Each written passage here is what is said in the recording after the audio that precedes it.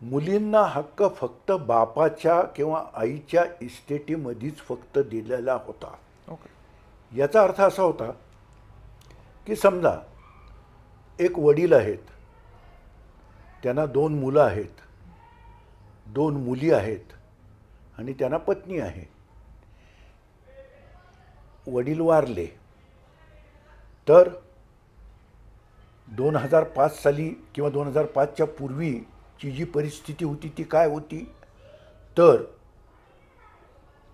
कायद्यामध्ये कोपार्सनरी नावाची जी संकल्पना आहे त्यामध्ये फक्त मुलं हीच कोपार्सनर समजली जायची आणि त्या मुलांनाच फक्त बापाबरोबर समान हक्क असायचा. म्हणजे मी आता तुम्हाला जे सांगितलं की बाप, 2 मुलं, 2 मुली, आणखीन आई अशी असतील तर मुलांनी जर दावा लावला तर सुरुवातीला त्याचे 4 हिस्से पडणारे होते. कोणते 4 हिस्से? तर 2 मुलं, वडील आणि आई. आता वडिलांचा जो हिस्सा होता 1/4 तो वडील वारल्यामुळं मुलींना त्या 1/4 हिस्स्यामध्येच फक्त हिस्सा होता. पण आता 2005 नंतर कायदा आला की मुलींना सुद्धा कोपार्सनरीचे राईट दिले.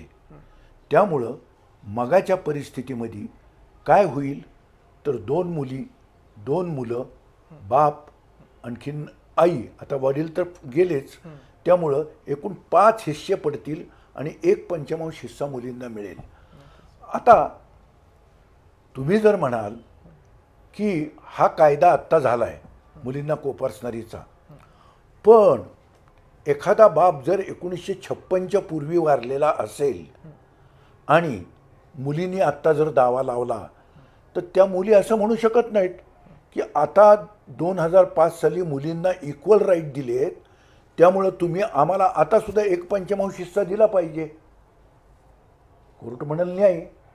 आता इथं न्याय काय होणार आहे तर न्याय पूर्वीच्या कायद्याप्रमाणे होणार आहे, आत्ताच्या कायद्याप्रमाणे होणार नाही आहे.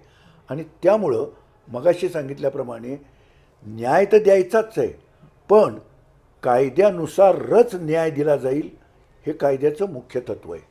संपूर्ण व्हिडिओ पाहण्यासाठी आमच्या यूट्यूब चॅनलला भेट द्या.